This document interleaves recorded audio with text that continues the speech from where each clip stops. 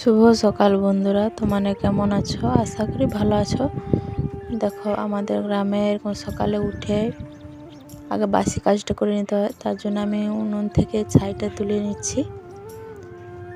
আর এবার ছাইটা তুলে নিয়ে ফিরে তোমার খড় জালে রান্না হয়, তো উনুনটা ভর্তি হয়ে গেছে। তার জন্য তুলে নিয়ে ওগুলো ফেলে দেব। আর দেখো, এবার ঝাঁট দিয়ে দিচ্ছি বাড়িতে। এবার উনুনে ছোঁয়া দিয়ে এসেছি, এবারে উনুনটাতে ছোঁয়া দিয়ে দেব। উনুনটা একটু ফেটে গিয়েছিল, মাটির উনুন, মাটি দিয়ে একটু ভালো করে ছোঁয়া দিচ্ছি। আমাদের গ্রামে এরকম সকালে প্রত্যেক দিনের কাজ, এটা করতেই হবে। মাটির ঘর যেহেতু, একটু না পরিষ্কার রাখলে খারাপ লাগে দেখতে।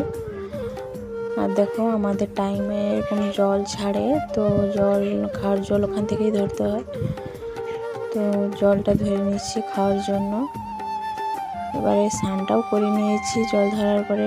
পুজোটা করে নিয়ে বাজার থেকে মাছ কিনতে যাব। তাই তোমাদেরকে বলছিলাম, তো কথাটা ওঠেনি, তাই জন্য আমি বলে দিলাম।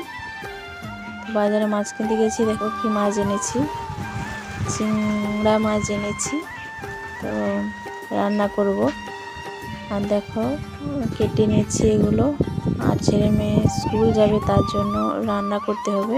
ভাত বসিয়ে দিয়েছি গ্যাসে। আর এই যে পাতাকপি, এগুলো একটা সবজি তরকারি হবে। আর এই বেগুনগুলো ভাজা করব, আলুও ভাজা করব। এই যে মশলা করে নিয়েছি, ওটা পাতাকপি সবজিতে একটু দেব। আর ওই যে মাছগুলো কিনে এনেছি, ওই মাছগুলোর একটা ঝাল রান্না করব, ওতে দেবো। তো চলো বন্ধুরা, কেমন লাগলো কমেন্ট করে জানিও।